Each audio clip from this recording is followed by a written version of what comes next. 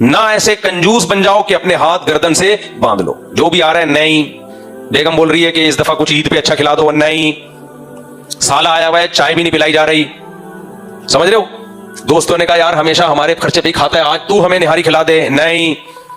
بیگم نے بولا اب آپ کے پاس پیسے اچھے آ گئے, ذرا اچھا گھر لے لیتے ہیں, کرائے کا ہی ہو لیکن اچھا ہو, نہیں. میں نے دیکھے ایسے لوگ, پیسہ ہے اور گھر میں ایسا حال کیا ہوا ہے, سڑا ہوا گھر, باپ پیسہ ہی خرچ نہیں کرتا. قربانی کر لو اس دفعہ, اللہ نے اتنا پیسہ دیا ہے, نہیں. صحیح ہے, اب اتنا پیسہ ہے حج کر کے آ جا, نہیں.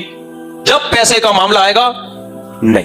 کھا لے اچھا, تجھے اللہ نے اب اچھی خوراک دی ہے, شہد لے, دیسی گھی کھایا کر, نہیں.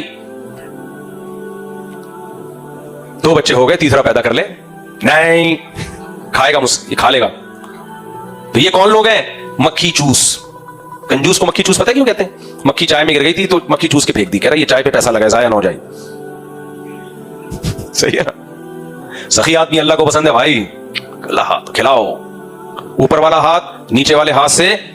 میں نے اپنے بچوں کو وصیت کی ہوئی ہے اور بیٹھے ہوئے میرے بیان میں, مجھے کہیں پتہ چل گیا نا کہ تم نے کسی سے 1 روپیہ مانگا ہے, ہر جرم قابل معافی ہے. مانگنے والا جرم قابل معافی. بھوک سے مر جاؤ, جیو ایسے جیسے اللہ کا دیا ہمارے پاس بہت کچھ ہے. اللہ کا فضل ہے, اللہ نے ہمیں بھی ایسی زندگی گزارنے کی توفیق دی.